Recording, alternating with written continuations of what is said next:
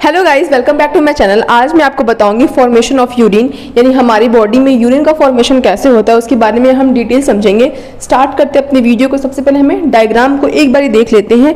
देखो, ये जो डायग्राम है ये हमारे नेफ्रॉन का डायग्राम है। नेफ्रॉन कहाँ प्रेजेंट होता है? हमारी किडनी प्रेजेंट होता है। अगर आपको नेफ्रॉन के ऊपर डिटेल में वीडियो देखनी है तो डिस्क्रिप्शन में उसका लिंक होगा, वहाँ पर जाकर चेकआउट कर लेना।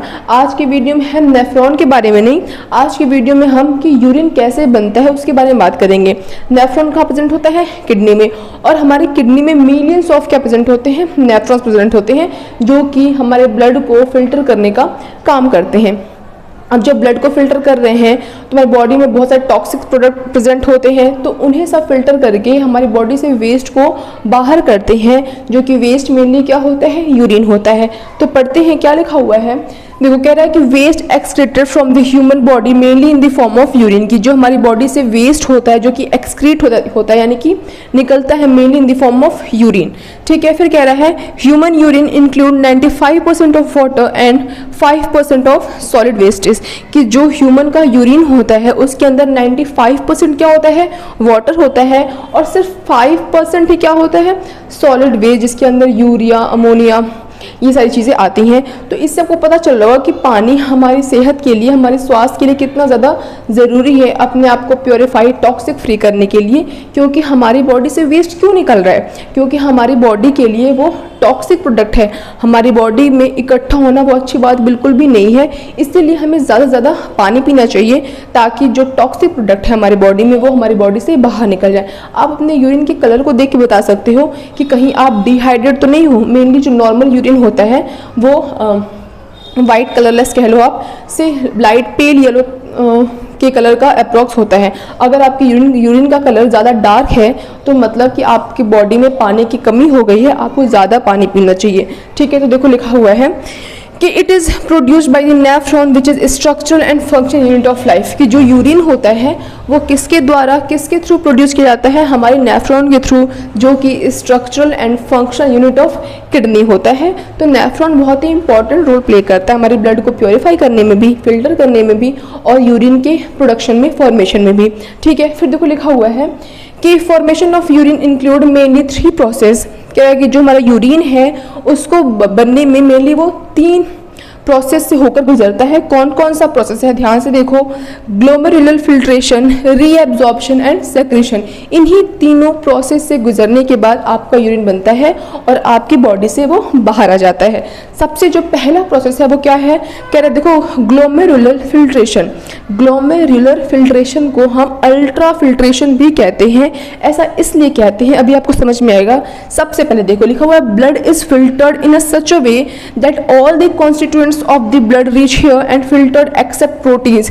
क्या जो हमारा ब्लड होता है वो ग्लोमेरुलर में एंटर करता है। देखो यहाँ होता है, जो आपको यहाँ पे दिख रहा है गुच्छे जैसा दिख रहा है, वहाँ पे हमारे क्या प्रेजेंट है? हमारा वहाँ प्रेजेंट है ग्लोमेरुलस। ठीक है, तो इसमें हमारा जो ब्लड होता है वो एंटर करता है, और इस तरीके से फिल्ट्रेशन वहाँ पे चलता है कि हमारे ब्लड का सब कुछ फिल्टर हो जाता है एक्सेप्ट प्रोटीन। अब हमारे ब्लड्स में कितने इंपॉर्टेंट न्यूट्रिएंट्स भी होते हैं ना, तो वो तो हमारी बॉडी के लिए अच्छी है, वो भी अगर फिल्टर हो जाएगी तो हम तो वीक हो जाएंगे। तो इसलिए यहाँ पे इसे हम क्या कहते हैं? अल्ट्रा फिल्ट्रेशन कहते हैं, मतलब सब कुछ फिल्ट्रेट हो जा रहा है एक्सेप्ट हमारा प्रोटीन। तो इस प्रोसेस को हम क्या कहते हैं? इस प्रोसेस कहते हैं हम ग्लोमेरुलर फिल्ट्रेशन, और इसे हम अल्ट्रा फिल्ट्रेशन भी कहते हैं। नेक्स्ट प्रोसेस लिखा हुआ है रीएब्जॉर्प्शन। रीएब्जॉर्प्शन को समझो, कह रहा है अबाउट 99% ऑफ द फिल्ट्रेट। अब फिल्ट्रेट मतलब देखो, अब हम इसे ब्लड नहीं कहेंगे, ब्लड आया था यहाँ पे, वो क्या हुआ? फिल्टर हुआ। फिल्टर कुछ इस तरीके से हुआ कि सब कुछ ही फिल्टर हो गया, पता नहीं चला भैया क्या अच्छी चीज़ है क्या बुरी चीज़, सब कुछ हो गया। ब्लड में ज़रूरी कंपोनेंट्स भी तो होते हैं ना, न्यूट्रिएंट्स वगैरह भी तो होते हैं, वो भी सब अगर फिल्टर हो जाएंगे तो क्या होगा? तो यहाँ पे सब कुछ क्या हो गया? फिल्टर हो गया। अब सब कुछ फिल्टर होने के बाद इन ट्यूब्यूल्स में वो आ गया। फिर देखो कह रहा है कि अबाउट 99% ऑफ द फिल्ट्रेट मतलब जो यहाँ पर फिल्टर होकर आया है उसे अब हम ब्लड नहीं कहेंगे, उसे हम कहेंगे फिल्ट्रेट।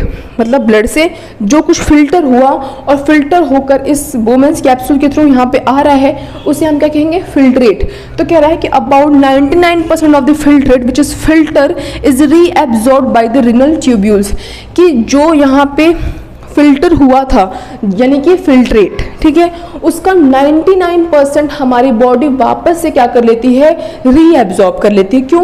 क्योंकि हमारी बॉडी के लिए वो इम्पॉर्टेंट कंपोनेंट्स हैं, इसलिए हमारी बॉडी क्या कर लेती है, 99% उसे रीएब्जॉर्ब कर लेती है। अब रीएब्जॉर्ब कर लिया तो बचा कितना, 1%, ठीक है। तो फिर क्या, और जो 1% बचा वो एक्चुअली में क्या होता है, वेस्ट होता है। मतलब जो भी ज़रूरी के कंपोनेंट्स थे, न्यूट्रिएंट्स थे, जो भी ज़रूरत की चीज़ें थी, उसे बॉडी ने क्या कर लिया, रीएब्जॉर्ब कर लिया। अब जो बचा है वो 110% क्या है, इम्प्योरिटीज़ है, वेस्ट है, ठीक है। फिर देखो कह रहा है कि सेक्रेशन, उसके बाद थर्ड प्रोसेस आ गया हमारा क्या, सेक्रेशन। कह रहा है tubular cells secrete substance like hydrogen ion, potassium ion etcetera into the filtrate, कि जो हमारा ट्यूब्यूल है, इसके जो सेल्स हैं वो उस फिल्ट्रेट में जो 1% बचा हुआ है उसके अंदर कुछ आयंस सेक्रेट करते हैं, जैसे कि हाइड्रोजन आयन, पोटेशियम आयन, और उसके बाद से जो आपका प्रोडक्ट बना वो आपका प्रोडक्ट क्या होता है, यूरिन होता है। तो यहाँ पे ब्लड फिल्टर हुआ, इस तरीके से फिल्टर हुआ कि सभी कुछ फिल्टर हो गया, बट हमारे लिए बहुत ज़रूरी की चीज़ें हैं, इसीलिए जब वो ट्यूब्यूल्स के अंदर आया तो बॉडी ने उसे वापस से क्या कर लिया, रीएब्जॉर्ब कर लिया।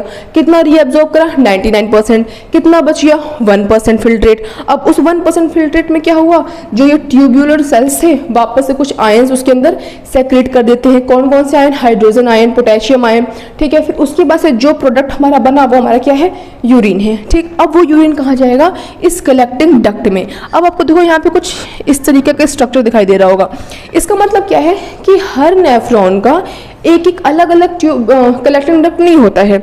बहुत सारे नेफ्रॉन का एक क्या होता है, कलेक्टिंग डक्ट होता है। नहीं कि यहाँ से भी कुछ नेफ्रॉन जुड़े होंगे, कुछ यहाँ से भी जुड़े होंगे, कुछ यहाँ से जुड़े होंगे, और सब वो ऐसा फंक्शंस परफॉर्म कर रहे होंगे, अपने अपने वेस्ट को ला कर वो इस ट्यूब्यूल कलेक्टिंग डक्ट में डालेंगे, और उसके बाद से हमारे यूरेटर के माध्यम से, किडनी के बाहर आपने देखा होगा ना डायग्राम, यहाँ पे लगा दूंगी, देख लेना, ठीक है। तो जो यूरेटर होता है, यूरेटर के माध्यम से जो आपका यूरिन होता है वो ब्लैडर में इकट्ठा हो जाता है। और कितना इकट्ठा होता है, जो फीमेल होती है उनमें अबाउट 500 ml, और जो मेल होते हैं उनमें अबाउट 700 ml जो यूरिन होता है वो इकट्ठा होता है। उसके बाद उसकी कैपेसिटी फुल हो जाती है, बट 200 से 250 350 ml जब वो भरता है, उसी टाइम आपको यूरिनेशन की ज़रूरत, मतलब आपको लगेगा कि मुझे अभी यूरिन के लिए जाना पड़ेगा, टॉयलेट के लिए जाना पड़ेगा, आपको तभी सिग्नल मिलने लगता है, तभी आपको ज़रूरत महसूस होने लगती है। तो आज के इस वीडियो के लिए बस इतना ही, मिलेंगे नेक्स्ट वीडियो में एक और इंटरेस्टिंग टॉपिक के साथ। और मैं उम्मीद करती हूँ गाइज आपको आज का टॉपिक बहुत अच्छे समझ में आया होगा। ऐसे और इंटरेस्टिंग वीडियोज़ के लिए मेरे चैनल को सब्सक्राइब कर जरूर करें, और अगर वीडियो पसंद आई हो तो उसे एक लाइक ज़रूर करें। That's all, bye guys.